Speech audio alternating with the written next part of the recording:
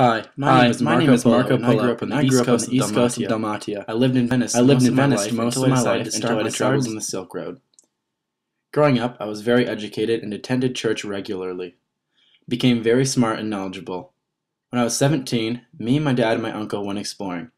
For me, this was the first time I had ever done this, and it was sure to be an adventure.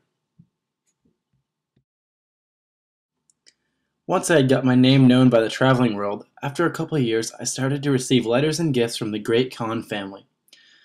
So I set out on the Silk Road once again, and I started from Venice and went east, traveling along the Silk Road up to Afghanistan, entering all the war zones. At this time, more people got scared and held back, but I kept moving on, wanting to explore. I soon reached China. I was in China for a little while. When I decided to leave, I wanted to take a path less traveled and a path that I had never traveled on before. So I headed north, traveling until I got to Bakshan, where I got very ill and had to stay for over a year. I was bedbound for months at a time, wanting to get back on the Silk Road so badly. After I was better, I started traveling again towards the Gobi Desert. As I was traveling through the Mongol Empire, I started making journals about the Mongol way of life.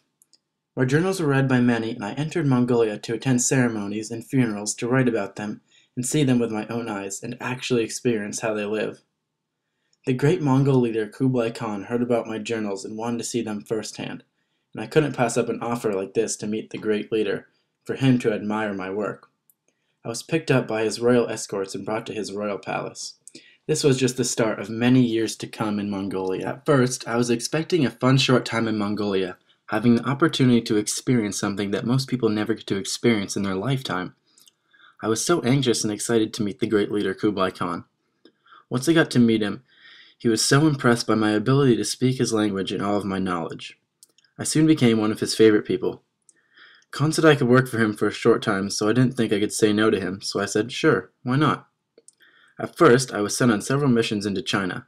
I fell in love with the great city Khanbalig, who was built by Genghis Khan, the original Khan leader, meaning the city of the Khan. It was so beautiful I was stunned. I stayed working for Kublai for many years. After 17 years, Kublai got very sick, and I took this as my opportunity to leave the Mongol Empire because I had spent my time there, and it was time for me to move on.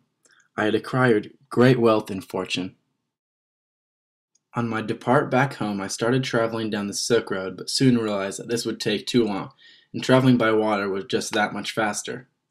I returned to Venice and decided to write a book. My adventure starting in Venice and traveling along the Silk Road, going all the way out to Xi'an, has made me a better man and has taught me so much. Traveling the Silk Road has brought me great happiness and great knowledge that I previously didn't have.